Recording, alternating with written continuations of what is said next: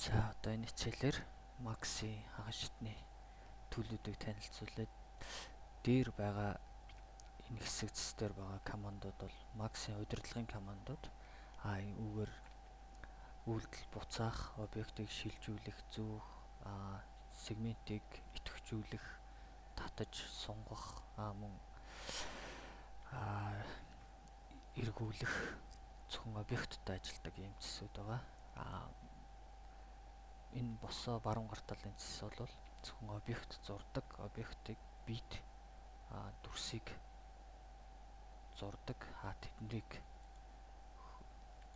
одоо нэгээс нөгөөд нь шилжүүлдэг ийм зэс байгаамаа.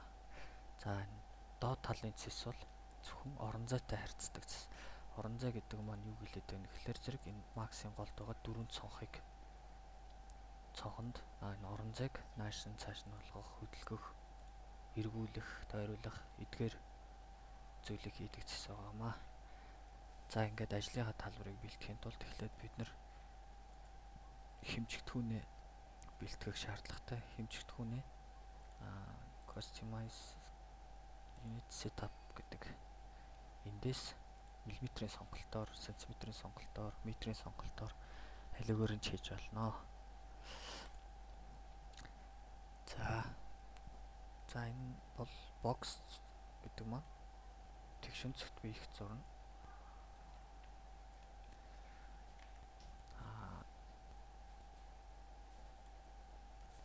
За одоо энэ тэгшин цогт битээр юу зурж болох талаар төлөө үзье.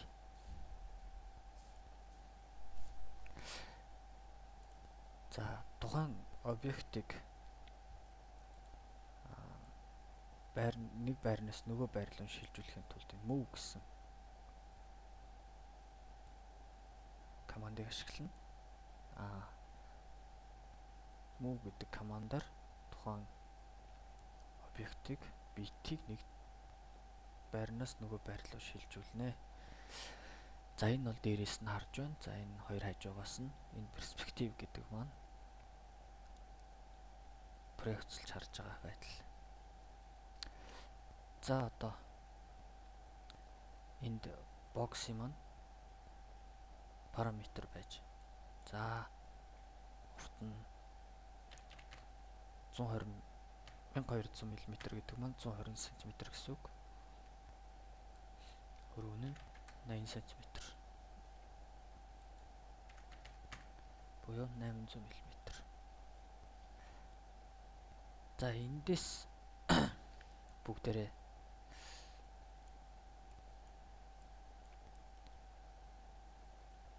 нэг зүйлийг одоо хийж үзье. За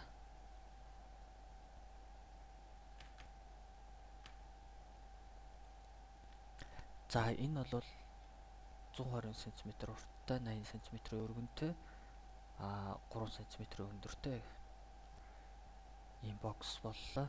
За одоо үүндээгээ сегменттэй нэмнэ. За ингээд сегментүүд нэмлээ. За босоо сегменттэй хоёрыг нэмчихье. За одоо энэ бол биднэрт зүгээр бокс бит байдлаар харагдаж байна. Энэ битийг задлаад сегменттэй энэ тус бүрийн сегмент гэдэг энэ шугам байгуулалтын шугамыг хэлээд байгаа. За тус бүрийн байгуулалтын шугамтай ажиллая гэх юм бол та баруун гар талынхаа товчлуурыг дараад convert to editable mesh.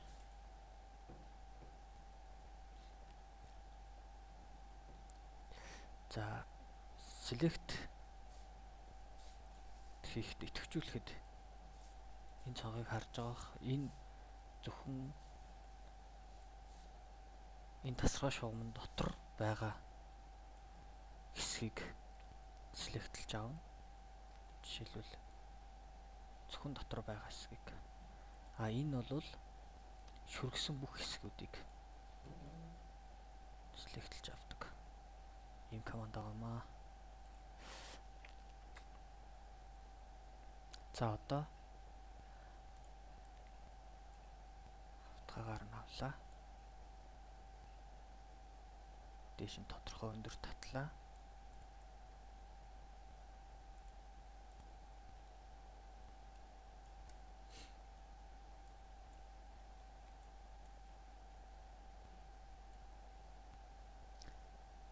ширээний тавцан хоёр дэш нь гаргая. Extrude гэдэг маань босгох, дэш нь одоо за энэ дээр 5 см-аар гаргач.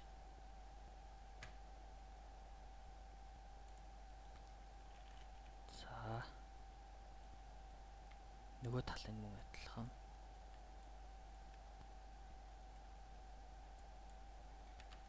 см-аар гаргач. За энэ бол бидний ширээний тавцан гарч ирлээ.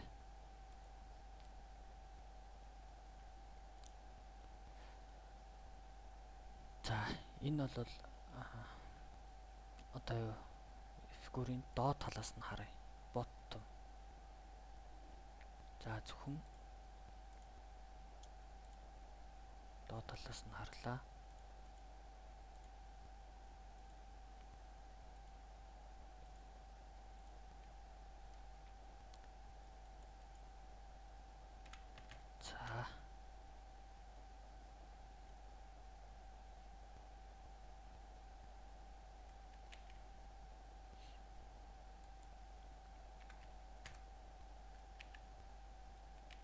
За ширээнийхээ өндрийг extrude гэснээр хөгжиж болно.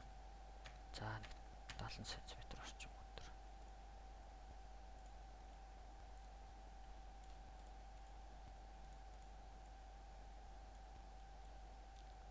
За ингээд ширээний маань үндсэн бие хэсгүүд маань гарч ирлээ.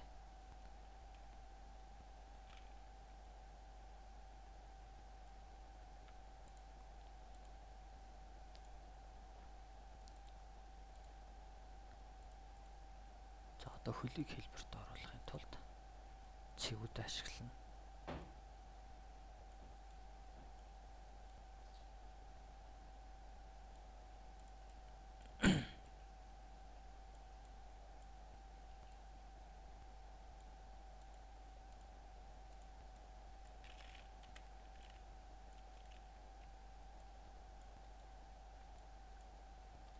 За ингээд ширээ маань бэлэн боллоо.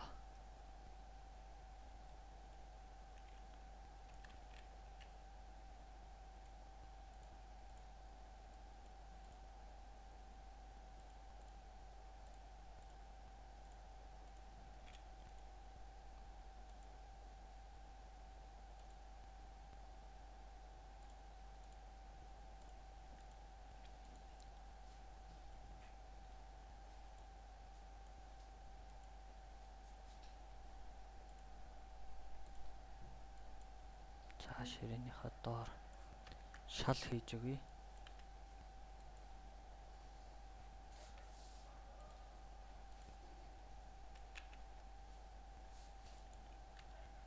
Аль болох сегмент бага ашиглах хэрэгтэй.